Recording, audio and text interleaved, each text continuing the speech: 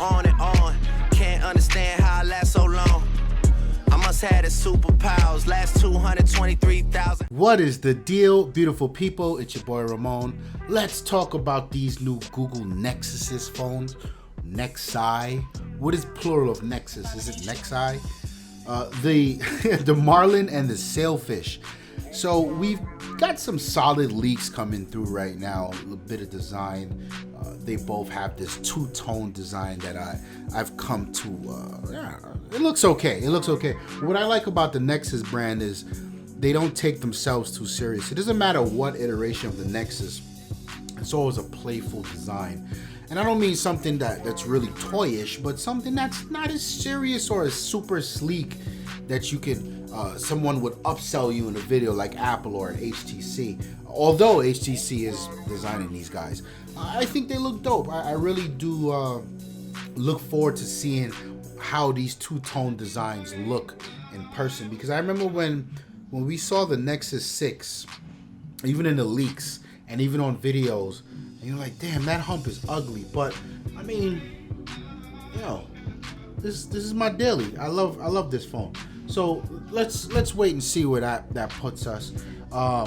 In terms of spec, you can expect both phones to be very similar. In fact, the only difference between the Marlin and the Sailfish, and rightfully so, I think, will be the size and the battery. So the bigger phone will be sporting a 5.5 inch display, 2K resolution. The smaller phone will have a 5.2 inch display, the same UHD resolution, and of course a smaller battery. The big battery is rumored to be like a 3400 milliamp battery, so that's pretty big. That's tons of battery to go around, especially when you take into account that the stock vanilla Android phones generally get better battery performance because there's a lot less of the UI garbage going around. So the processor is supposed to come home with a Snapdragon 820, although it's just interesting, right? Because I have an 820 in my Nexus, I believe, right now. It could be an 820 or it could be an 821. We're waiting to see what's the deal on that. 4 gigs of RAM.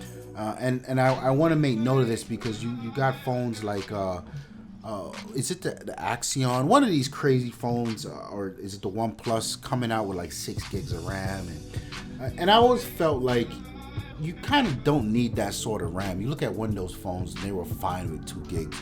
You look at the iPhone, they're fine with 2 gigs of RAM, and it's like the more the OEM put your UI garbage on the phone, the more RAM you got to give it to actually be functional.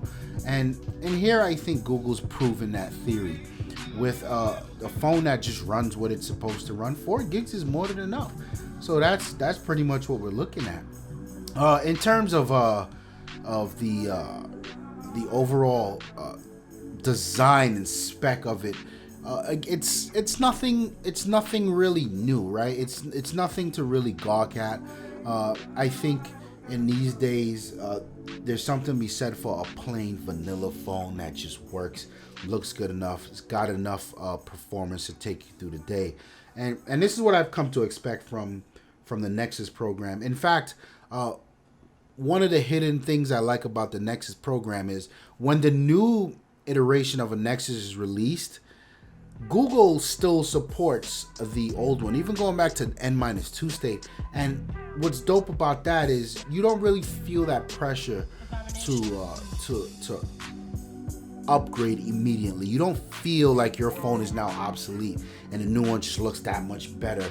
So I really appreciate that about the Nexus, and I think that's where we're going with the Marlin and the Sailfish. In terms of cameras, it's supposed to have a 13 megapixel camera on the back for both of them. They share the same camera. Again, nothing crazy, no dual camera setups and nothing like that.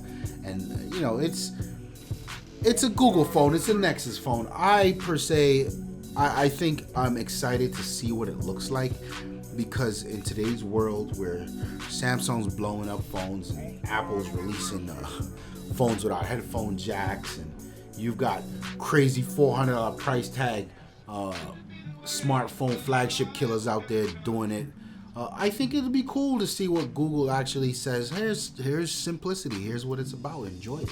I'm looking forward to that. So leave the comments in your comments in the section below. I know a lot of you have been waiting for these two to make a decision versus a fixed Note 7 that won't blow up your house or the iPhone. Let me know what you guys think. I'm out of here. Peace.